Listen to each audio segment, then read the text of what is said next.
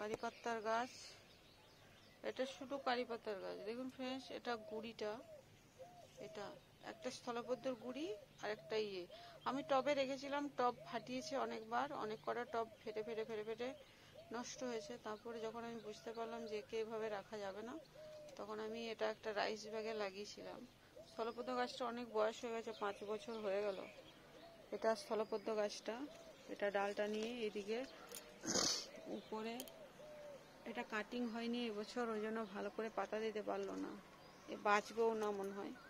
আর এটা হচ্ছে ইয়েটা কারি পাতার গাছটা, সেম দেখুন এদিকটা দিয়ে খানিকটা ডাল গেছে।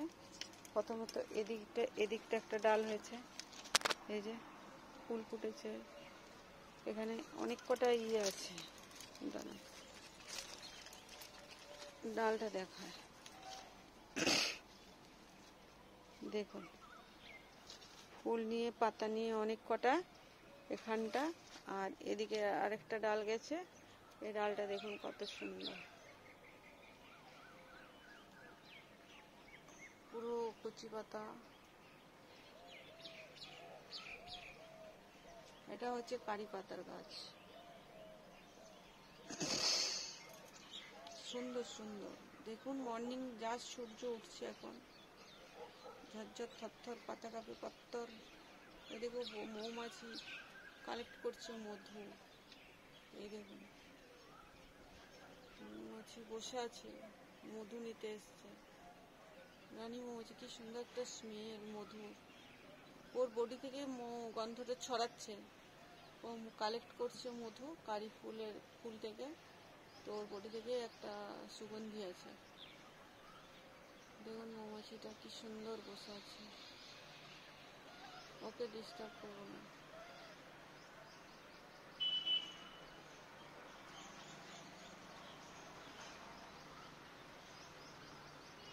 কিভাবে কালেক্ট করে মধু ওরা,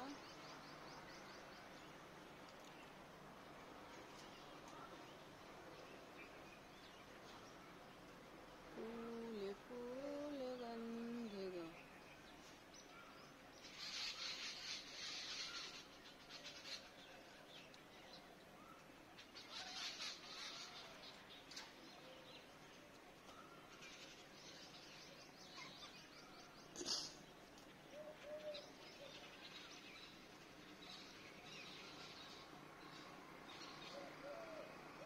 মুভ করে গেছে উল্টো দিকে।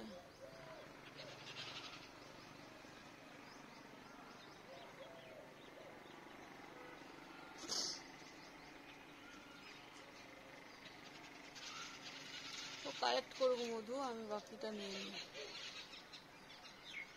এই ডালটা ফুল হয়নি, এখানে কিছু ফুল হয়েছে, এটাই এর থকাটায় কিছু ফুল হয়েছে।